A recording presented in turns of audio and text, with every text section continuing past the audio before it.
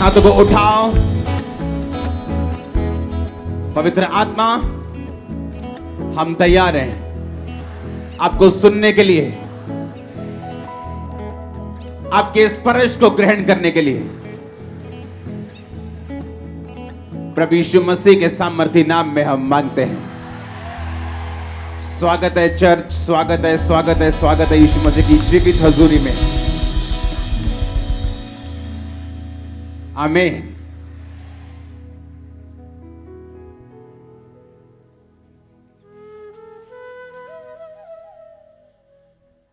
Hallelujah. जब मैंने आपको यह बोला था कि पंजाब में लोग अन्न लेने के लिए लाइंस में होंगे, किसी ने बिलीव नहीं किया था।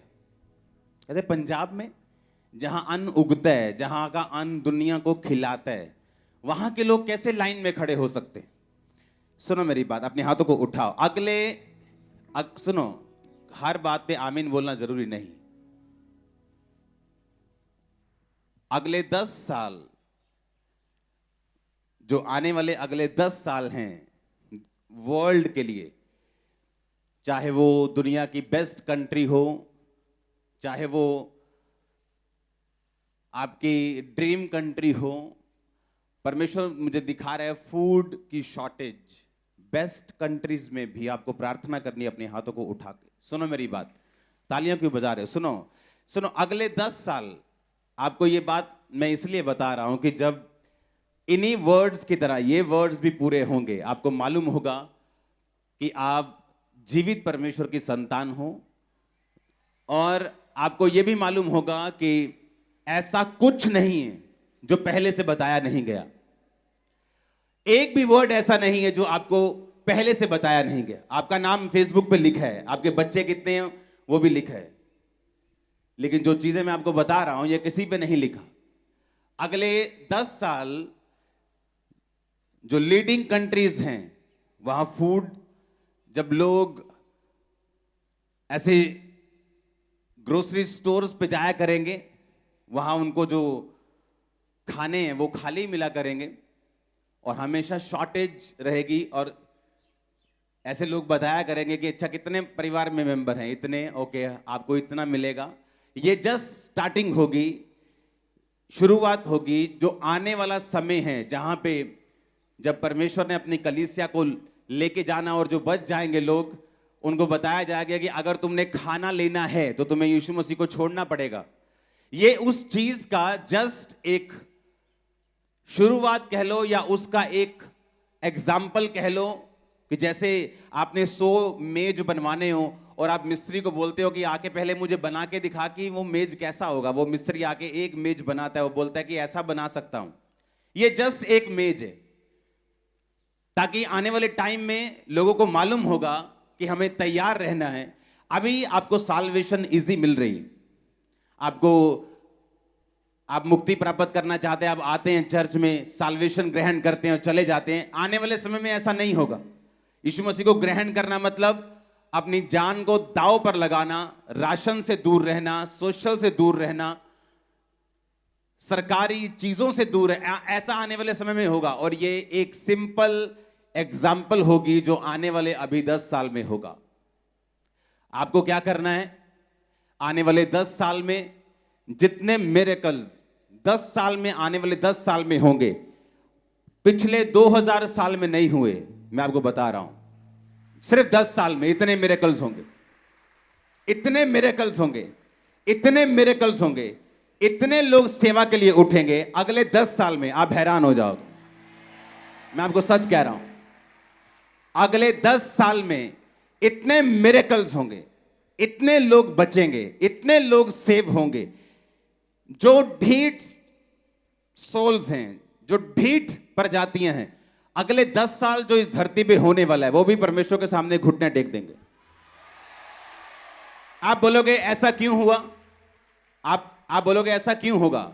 ऐसा इसलिए होगा कि जैसे जैसे ये अंत के टाइम, अंत का घंटा नजदीक आता जा रहा है, परमेश्वर ये चाहता है कि उसकी जो मैजेस्टी है, उसकी जो हॉर्न जिसको बोलते हैं, उसकी जो पावर है, उसकी जो प्रेजेंस है, वो लोगों को मालूम हो। आने वाले 10 साल में हर एक इंडिया का सेलिब्रिटी वचन सुन चुका होगा। हर सेलिब्रिटी, वो प्रभु में आता है नहीं आता है ये तो हर इंसान का पर्सनल मामला है।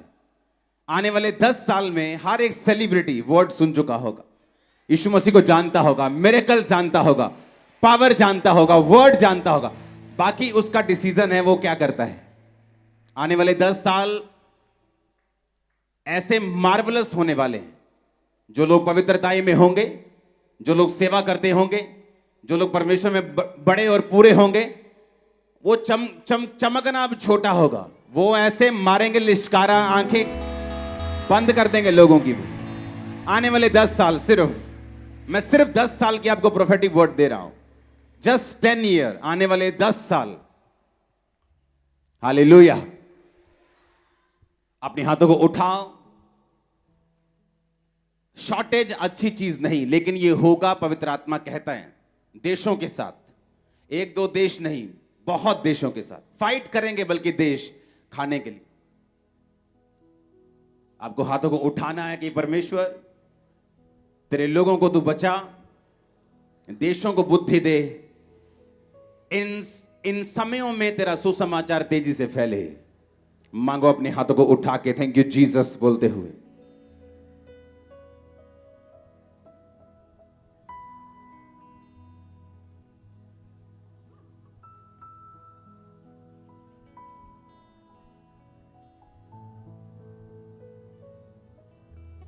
प्रभु यीशु मसीह के सामर्थी नाम में हम मांगते हैं।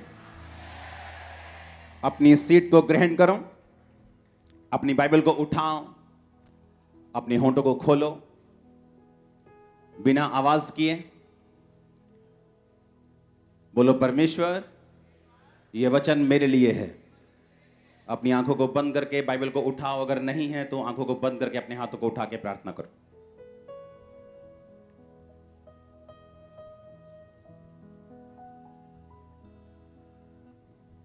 प्रभु यीशु मसीह के सामर्थी नाम में हम मांगते हैं। Congratulations church.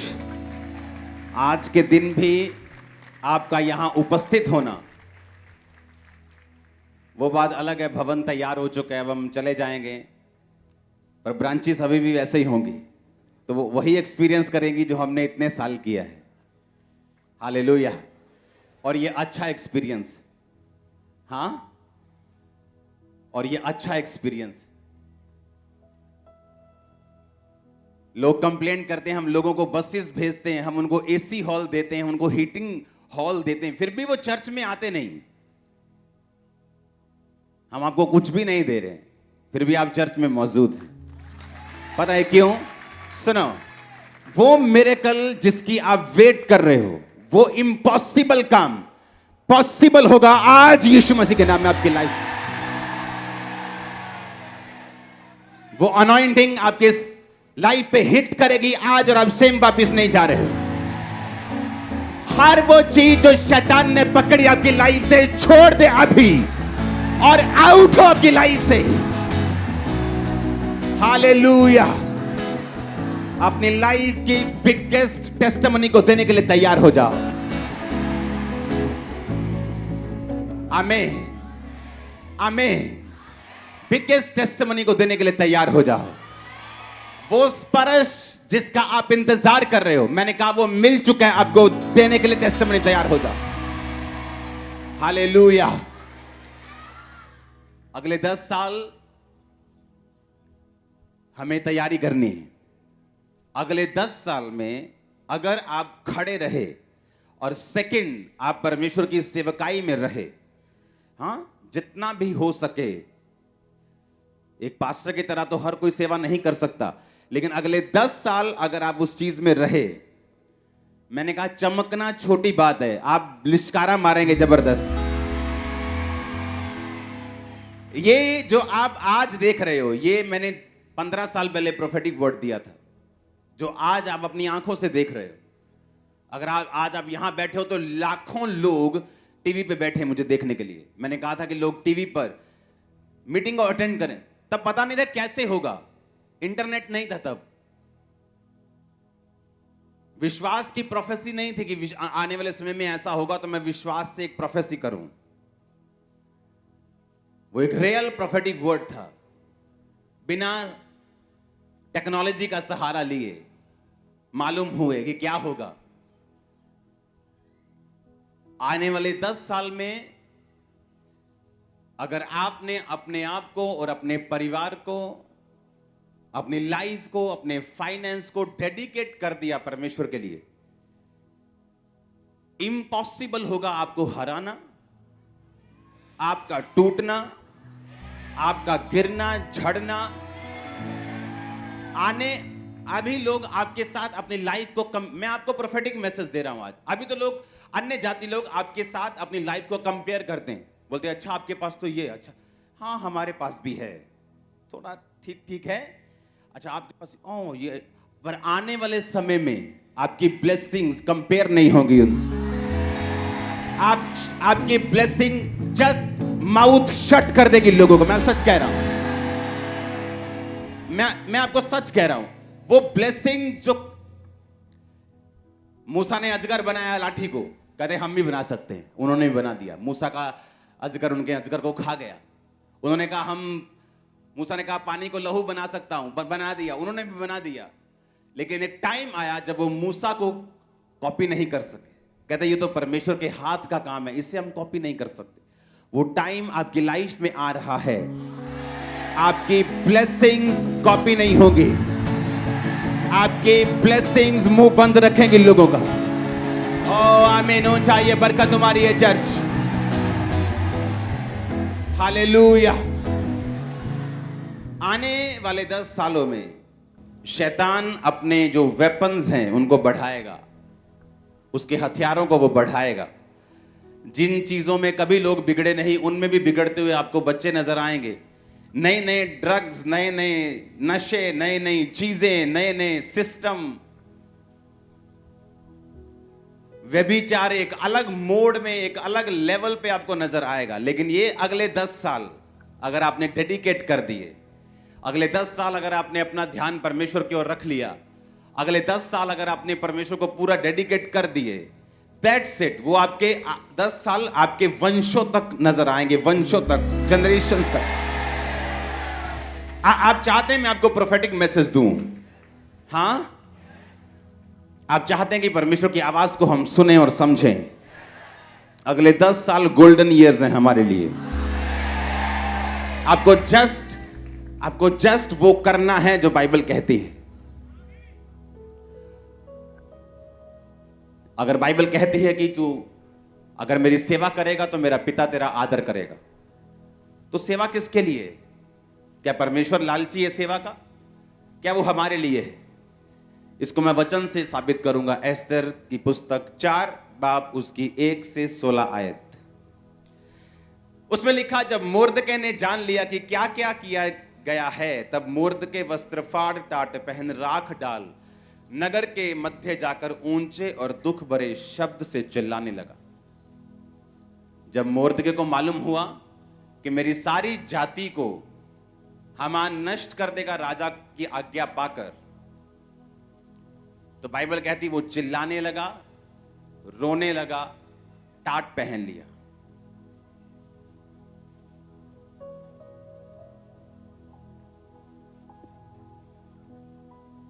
अब हम पढ़ेंगे उससे पहले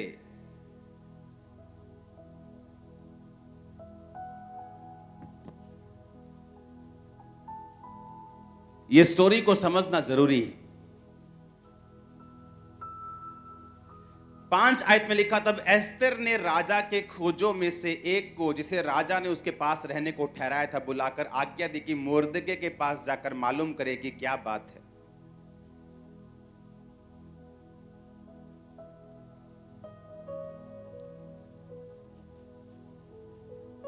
हमें मालूम है कि राजा ने उस चिट्ठी पर अपनी मोहर लगा दी कि जाके सारे यहूदियों को, जितने भी इस देश में यहूदी हैं, सबको खत्म कर दिया जाए। किसी ने चुगली कर दी कि यहूदी लंगर नहीं खाते, प्रसाद नहीं खाते, राजा किसी भी टाइम तेरे खिलाफ हो सकते हैं, इनको मारना जरूरी है। राजा हामान की बातों में आके मरवाने के लिए चिट्ठी पे साइन कर दिए।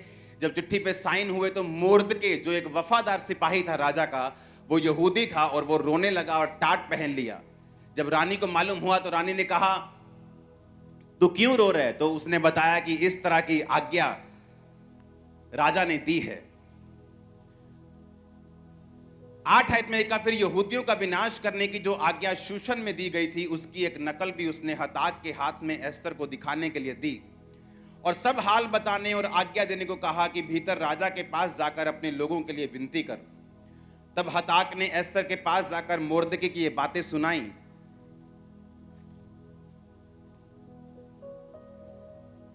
अब आगे बढ़ेंगे 11 आयत को। राजा के सब कर्मचारियों वरन राजा के प्रांतों के सब लोगों को मालूम है, क्या पुरुष क्या स्त्री कोई भी क्यों ना हो, जो बिना आज्ञा भीतरी आंगन में राजा के पास जाएगा, उसके मार डालने की आज्ञा है। केवल जिसकी ओर राजा सोने का राजदंड बढ़ाए वही बचता है। और 30 दिन से 1 महीने से मैं राजा के पास नहीं बुलाई गई। एस्तर की ये बातें मोर्दके को सुनाई गई। जब मोर्दके ने एस्तर के पास कहला भेजा कि तू मन ही मन विचार ना कर कि मैं ही राजभवन में रहने के कारण और सब यहूदियों में से बची रहूंगी, क्योंकि जो तू इस समय चुपचाप रहे तो किसी ना किसी को परमेश्वर किसी उपाय से यहूदियों का छुटकारा और उद्धार कर देगा, परंतु तू अपने पिता के घराने समेत नष्ट होगी। और क्या जाने तुझे ऐसे ही कठिन समय के लिए राजपद मिल गया हो। तब एस्तर ने मोर्दके के पास कहला भेजा, तू जाकर शूशन के सब यहूदियों को इकट्ठा कर, तुम सब मिलकर मेरे लिए उपवास करो। 3 दिन रात ना तो खाओ ना पियो। मैं भी अपनी सहेलियों सहित उसी रीति उपवास करूंगी और ऐसी ही दशा में मैं नियम के विरुद्ध राजा के पास भीतर जाऊं। यदि नष्ट हो गई तो हो गई। जब एस्तर ने भेजा अपने बंदे को, क्या बात है कि मोर्दके, उसका जो बाप समान मोर्दके जिसने उसको पाला था, क्यों रो रहा है ये? उसने कहा कि आज्ञा निकालेगी, सब यहूदी खत्म हो जाएंगे।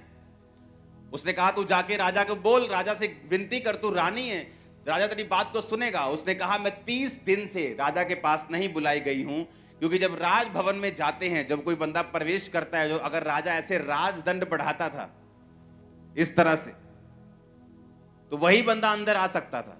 अगर राजा की मर्जी बिना तुम अंदर गए तो जो सिपाही थे वो तुम्हारा खून कर देते थे। उसने कहा मैं 1 महीने से बुलाई नहीं गई हूं, इसलिए मैं नहीं जा सकती अंदर। उसने कहा अगर तू अंदर नहीं जाएगी तो परमेश्वर तो अपनी जाति को किसी ना किसी उपाय से बचा ही लेगा, पर तू अपने घराने समेत नाश होगी। और क्या जाने परमेश्वर ने तुझे इसी दिन के लिए ही बचाया था और तुझे अंदर भेजा था। अगर हम सेवा नहीं करेंगे तो जिन रूहों को परमेश्वर ने बचाना है वो किसी ना किसी रीति से तो उनको बचा लेगा, लेकिन बाइबल कहती है कि तू अपने घराने समेत क्या होगी? नष्ट हो जाएगी। और क्या जाने परमेश्वर ने इसी काम के लिए तुझको पैदा किया, तैयार किया, तेरी प्रिपरेशन की, तेरी तैयारी की, ताकि जब ऐसा समय आए तू अपने लोगों के लिए खड़ी हो सके। जब परमेश्वर आपको कुछ करने के लिए कहता है, वो ये नहीं कि आपसे कुछ चाहता है। वो पैसा, वो ताकत, वो टाइम, वो सेवा, बाइबल कहती है वो सब कुछ आप लोगों के लिए है। अगर आज से 17 साल पहले मैंने टाइथ देने का फैसला किया, टाइथ एक हुक्म नहीं है, हुक्म से पहले वो एक कवनेंट है, वो एक वाचा है। आज मैं अगर ब्लेस हूं तो उसी वजह से हूं। उसने कहा कि अगर तू सेवा नहीं करेगी, अगर तू लोगों को नहीं बचाएगी, तो परमेश्वर किसी ना किसी उपाय से लोगों को बचा लेगा, क्योंकि उसी यहूदियों में यीशु मसीह का वंश था। तो परमेश्वर तो अपने वंश को बचा लेगा ताकि यीशु मसीह का वंश नाश ना हो और आने वाले समय में लोग बचाए जाएं, पर तू अपने घराने समेत क्या होगी? नाश होगी। जब परमेश्वर हमें कुछ करने के लिए कहता है, वो सेवा हो सकती है, वो किसी भी तरह का काम हो सकता है, उसके जरिए एक्चुअल में परमेश्वर हमें ब्लेस करना चाहता है और अपने हमारे घराने को वो आशीषित करना चाहता है। उसने कहा तू अपने पिता के घराने समेत नाश होगी, तेरा पूरा घराना नाश होगा, लेकिन लोग नाश नहीं होंगे। हालेलुया। उसने कहा अगर तू बचाई जाना चाहती है, अगर तू चाहती है कि तू बचाई जाए, तेरा घराना बचाया जाए, तो उस समय राजा के पास जा और विनती कर। जब उसने सेवा करने के लिए उसको बोला तो उसने क्या कहा कि आगे बहुत दिक्कतें हैं, मैं राजा के पास बुलाई नहीं गई हूं, मेरी लाइफ का रिस्क है सेवा करने में। तो परमेश्वर ने कहा जो कुछ तुम मेरे लिए खोएगा वो कुछ तू पाएगा, जो कुछ तुम मेरे लिए छोड़ देगा वो तू पाएगा। अगर तू डर कर मुझे छोड़ देगा तो वो चीजें तू गवा देगा जो तू पाना चाहता है। हालेलुया। मैंने आपको स्टोरी बताई थी ऐसे व्यक्ति की जो मेरी लाइफ में था, और उसने यीशु मसीह के लिए पहले सब कुछ छोड़ा, फिर बाद में बैकस्लाइड हो गया, फिर यीशु मसीह को छोड़ के सब कुछ पा लिया और आज सब कुछ गवा दिया, माता पिता समेत।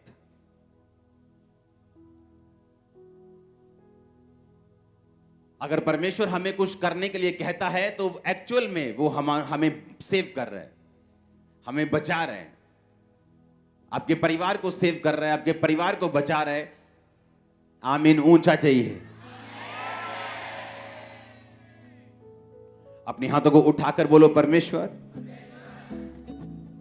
मैं तेरी सेवा को करने पाऊं। होंठ को खोलो, अंगीकार करो।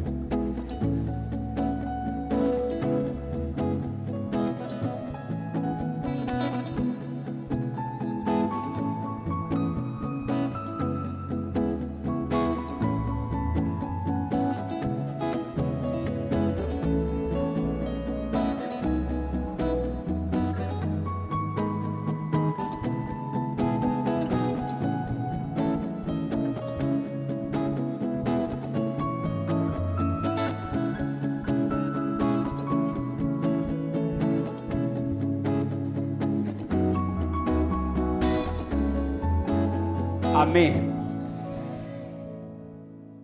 उसने कहा मेरी लाइफ को रिस्क है, मैं तो राजा के पास 30 दिन से बुलाई, राजा ने तो मुझे याद भी नहीं किया पिछले 30 दिन से। अगर नियम के खिलाफ जाऊंगी तो मुझे मार देगा राजा। जब आप सेवा करने लगते हैं आपको रुकावटें आती हैं, आप जब परमेश्वर में चलने लगते हैं आपको मुश्किलें आती हैं, थ्रेटनिंग आती हैं, आपको छोड़ने की धमकियां आती हैं, आपको मरने की धमकियां आती हैं, आपको डूबने की धमकियां आती हैं आपको। फिर परमेश्वर देखता कि आप उन धमकियों के बारे में ध्यान रखेंगे और अपने आप को बचाने की कोशिश करेंगे, या परमेश्वर में अपने आप को डुबोने की कोशिश करेंगे। अगर आप परमेश्वर के लिए अपने आप को डुबोने की कोशिश करेंगे वो आपको तैरना भी सिखाएगा, ऊंचा होना भी सिखाएगा। और अगर आप परमेश्वर को छोड़ देंगे कि मैं मर ना जाऊं, तो वो लाइफ जाने वाली, वो फाइनेंस जाने वाला है, वो परिवार भी जाने वाला, उसे कोई रोक नहीं सकता। फिर एक्चुअल में परमेश्वर उन्हीं को ब्लेस करने के लिए आपको यह कहता है। आमीन। उसने कहा मैं बुलाई नहीं गई हूं, क्योंकि जब आपको सेवा करनी होती है आप उसे आराम से नहीं कर सकते। आपको चैलेंजेस आएंगे, वो चैलेंजेस लाइफ पर भी बना सकते हैं, वो चैलेंजेस कई तरह के हो सकते हैं, वो चुनौतियां कई तरह की हो सकती हैं। लेकिन बाइबल कहती है उसने वो चैलेंज लिया, उसने कहा ठीक है आज से तुम उपवास करो 3 दिन रात के, मैं भी रखती हूं, मैं नियम के खिलाफ जाऊंगी। नियम के क्या करूंगी? खिलाफ जाऊंगी। और फिर मैं जाके राजा को बोलूंगी। और बाइबल कहती है जब उसने परमेश्वर की ताकत का सहारा लिया, नियम के विरुद्ध राजा के पास गई, परमेश्वर ने राजा के दिल में उसके लिए फेवर डाला, वो भी बचाई गई, मोर्दके बचाया गया, यहूदी बचाए गए, पूरी जाति बचाई गई, हमान नाश हुआ, उसका घराना नाश हुआ, जो लोग उनको नाश करना चाहते थे। एक स्टेप परमेश्वर में लिया गया। आमीन। वो कितनी बड़ी बरकत को पैदा कर सकता है, जस्ट एक स्टेप लिया गया। परमेश्वर ने कहा यहोशू मैं तुझे वो देश जो तेरे सामने है, जो मैंने वायदा किया था अब्राहम से, अपने लोगों से, मूसा से, इस्राएलियों से कि मैं वो देश तुम्हें दूंगा, पर ऐसा कर व्यवस्था की ये पुस्तक तेरे मन से कभी भी उतरने ना पाए। इसको अपने मन में रखना, ना तो दाहिने मुड़ना ना तो बाहिने मुड़ना।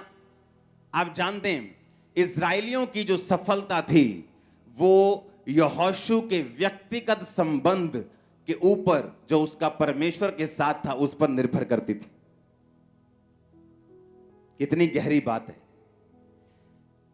इस्राएलियों की सफलता यहोशू की पर्सनल लाइफ जो उसकी परमेश्वर के साथ थी उस पर निर्भर करती थी।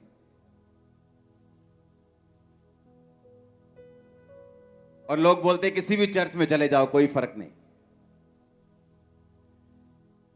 परमेश्वर ने कहा यहोशू, ये लोग जो मेरे हैं मैं उनको कनान में लेके जाऊंगा जहां दूध और शहद की नदियां बहती हैं, पर तू अपने व्यक्तिगत संबंध जो मेरे साथ हैं उन्हें मजबूत कर ले।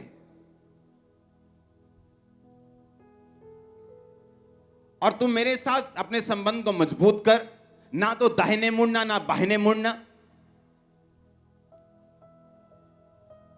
और व्यवस्था की यह पुस्तक तेरे मन से कभी उतरे ना, इसको पूरा करना। तेरा मन कच्चा ना हो, हियाब बांधकर दृढ़ हो जा। और तू उस देश का अधिकारी जो मैंने इनसे वायदा किया है तू इनको कर देगा, पर तेरे पर्सनल रिलेशनशिप मेरे साथ होने चाहिए। जब आपका पर्सनल रिलेशन परमेश्वर के साथ है, उसका असर आपके परिवार पे होगा, उसका असर आपके फाइनेंस पे होगा, उसका असर आपके रिलेटिव्स पे होगा, आपके मोहल्ले पे होगा, आपके नगर पे होगा। आपको मालूम है कि नहीं? जब आपका रिलेशन परमेश्वर के साथ है, उसका असर सब जगह होगा। परमेश्वर ने कहा यहोशू, जो पर्सनल रिलेशन तेरा मेरे साथ है, तू इधर नहीं होगा उधर नहीं होगा, और मैं इस्राएलियों को वही देश दूंगा जो मैंने उनसे वायदा किया है। तू इनकी अगुवाई कर, जैसा मैं मूसा के संग था वैसा मैं तेरे संग रहूंगा। हालेलुया। उनकी सफलता इस्राएलियों की यहोशू के व्यक्तिगत संबंध जो उसके परमेश्वर के साथ होने थे उस पर निर्भर करती थी। अपने पड़ोसी से पूछो तेरे परमेश्वर के साथ संबंध कैसे हैं। पूछो अपने पड़ोसी से फिर से, बोलो प्रभु के साथ रिश्ता कैसा है? थोड़ा ऊंचा नीचा हो रखा है कि सीधा सीधा है? हालेलुया। जितना रास्ता सीधा होगा उतना हम ही सीधा चलेंगे, और जितना हम टेढ़ा मेढ़ा रखेंगे उतना हम ही झुटकोले खाएंगे। परमेश्वर ने कहा तू उस देश का अधिकारी इनको कर देगा, पर मैं तुझसे कहता हूं व्यवस्था की पुस्तक से ना दाहिने मुड़ना ना बाहिने मुड़ना। दिन रात अपना ध्यान इन्हीं पे लगाए रखना। Hallelujah, hallelujah.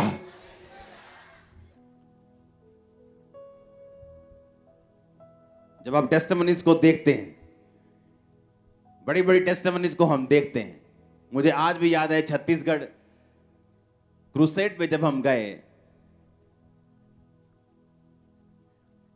तो उस समय जब मैं और मेरी वाइफ हम रूम में हम प्रेयर कर रहे थे और मैं खिड़की के पास बैठा था, और मैं सुबह का बैठा और शाम तक ऐसे ही बैठे रहा।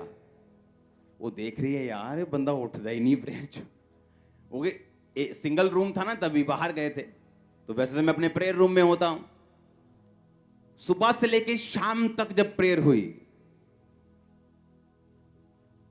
सुनो मेरी बात, मुझे इंग्लैंड में लोग लेने आए, आपको चलना है, आपको ये मार्केट जाना है, वो जब क्रूसेड हुआ मैं किसी जगह नहीं गया और सीधा वापस।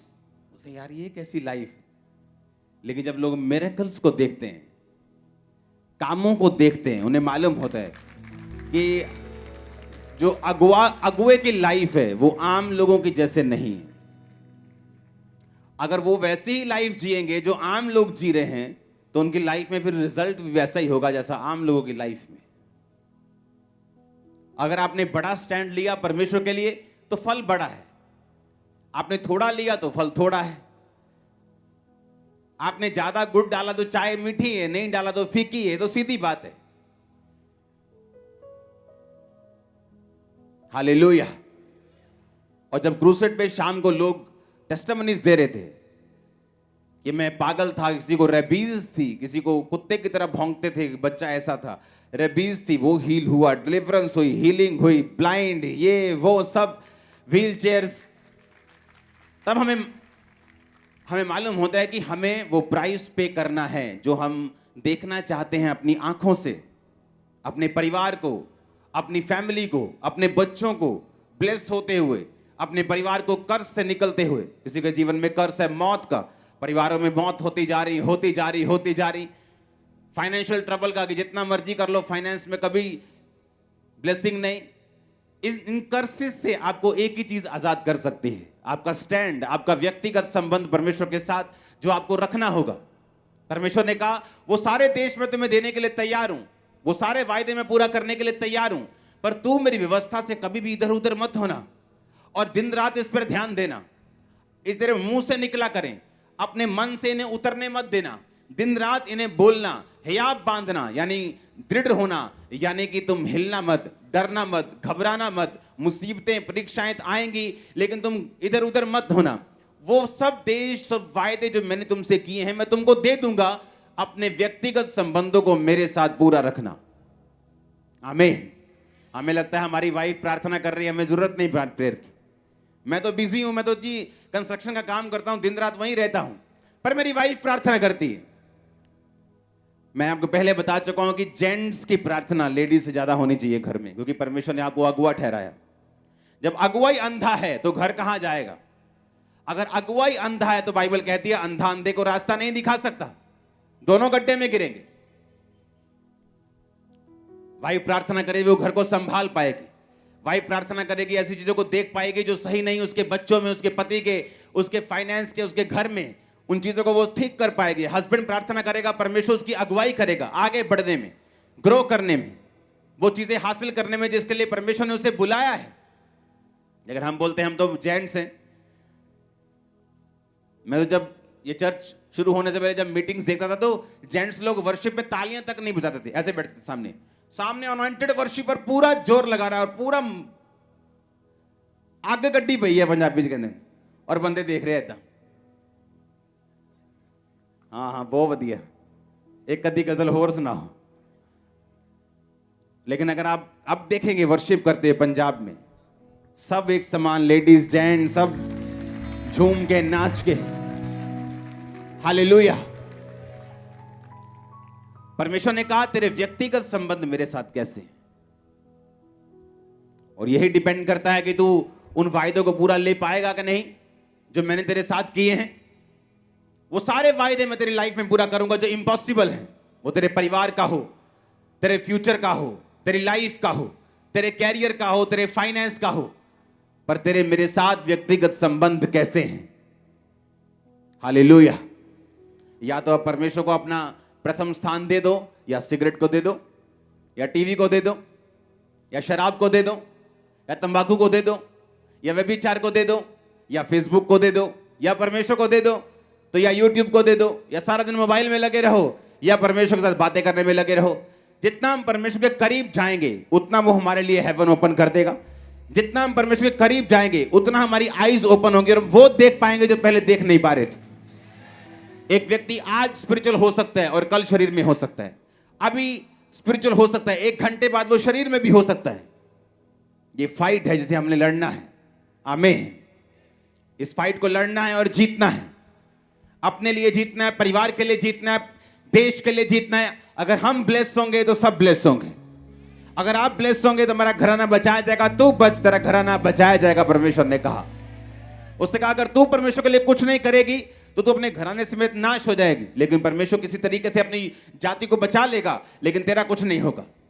जब परमेश्वर आपको बोलता है ये नहीं करना, वो नहीं करना, ये करना है, वो करना है, तो इसका मकसद परमेश्वर नहीं, इसका मकसद आप लोग ही हैं। इसका मकसद आपका परिवार ही है। इसका मकसद आपका फाइनेंस, आपका फ्यूचर, जिसे परमेश्वर देखना चाहता है एक लेवल पे, वो ही है। ग्रेस को ग्रहण करो आज खुदा के साथ चलने की। हर एक अनहोली, अनगॉडली और वो चीज जो शैतानी लाइफ से आउट हो अभी यीशु के नाम में। हर वो चीज जो पाप से उत्पन्न हुई आपकी लाइफ में, आपको झगड़ा हुआ है, होली गोस्ट फायर आपके सिरों पे आए यीशु मसीह के सामर्थी नाम में। आमीन हो चाहिए बरकत आपकी चर्च। Hallelujah, hallelujah. तैयार हैं व्यक्तिगत संबंधों को मजबूत करने के लिए, तौबा करने के लिए। आमीन। तौबा करने के लिए। खुदाबंद मैं तौबा करता हूं, अपने संबंधों को तेरे साथ मजबूत करता हूं। लाइफ में मौसम आते हैं, बारिश आती, तूफान आता है, सर्दी, गर्मी, स्पिरिचुअल लाइफ में मौसम आ सकते हैं जहां आपको लगता है खुदाबंद काम कर रहा है बहुत अधिक, 1 मिनट में सुन रहा है, सुबह प्रार्थना कर रहा हूं, शाम को सुन रहा है। ऐसा मौसम भी आएगा जब आपको लगेगा कि परमेश्वर बिल्कुल सुन नहीं रहा, वो कहां है, मेरी लाइफ में काम क्यों नहीं हो रहा। हर मौसम में आपको खुदा के साथ वफादार रहना होगा, अपनी वफादारी साबित करनी होगी, फेथफुलनेस साबित करनी होगी। हालेलुया। उसने कहा अगर मैं किसी को पुत्र बनाता हूं तो कोड़े लगाता हूं, अगर तेरे कोड़े नहीं लगे, तेरी परख नहीं हुई, तो तू अभी जायज संतान नहीं। उसने कहा नाजायज संतानों की कोई परख नहीं करता, लेकिन जायज संतानों की परख होती है। अगर तेरी परख हो रही है तो थैंक्स कर, अगर वो पुत्र बनाता है तो कोड़े भी लगाता है। हालेलुया। आपको अपनी फेथफुलनेस साबित करनी, अपनी वफादारी साबित करनी, परमेश्वर के साथ चलना है। मैंने लोगों को देखा है, जब वचन मालूम नहीं होता तो उनके सवाल भी, उनकी प्रेयर रिक्वेस्ट भी मूर्खता से भरी होती हैं। खुद शराब पीते, आकर बोलेंगे मेरी वाइफ की हीलिंग के लिए प्रार्थना करना। खुद बाहर औरत रखी होगी, आगे बोलेंगे मेरे फाइनेंस के लिए आप प्रेयर करना।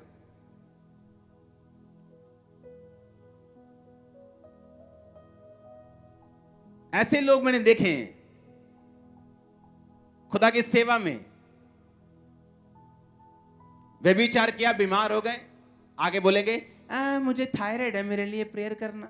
और लोग बोलेंगे यार तो अगर पास्टर्स की आंखें खुली ना हो, वो गिर जाते हैं हमेशा। मालूम, उनको लगता है सब तरफ बीमारियां ही बीमारियां हैं, पर वो उसका कारण नहीं ढूंढ पाते।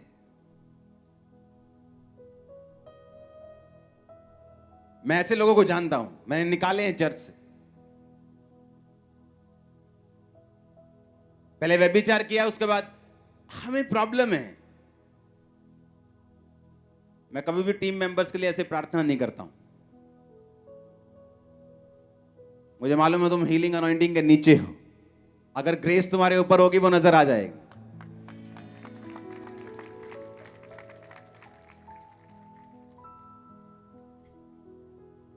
अगर तुमने इतने साल कुछ सीखा होगा तो वो नजर आएगा, लेकिन अगर तुम गुनाह में फंसे हो तो मैं कुछ नहीं कर सकता। उसने कहा अगर तू कुछ नहीं करेगी तो परमेश्वर तो कहीं ना कहीं से काम कर देगा, पर तू अपने घराने समेत नाश होगी। इसलिए उसने कहा तू बच, तेरा घराना बचाया जाएगा। इसलिए मैंने जब परमेश्वर को ग्रहण किया, खुदा ने मुझे बुलाया, उसने मुझे ढूंढा, तो मैंने अपने परिवार को प्रीच नहीं किया, मैं परमेश्वर में चला, खुद बचा, मेरा परिवार बचाया गया। हालेलुया। क्योंकि वचन से बाहर होकर आप कुछ नहीं कर सकते।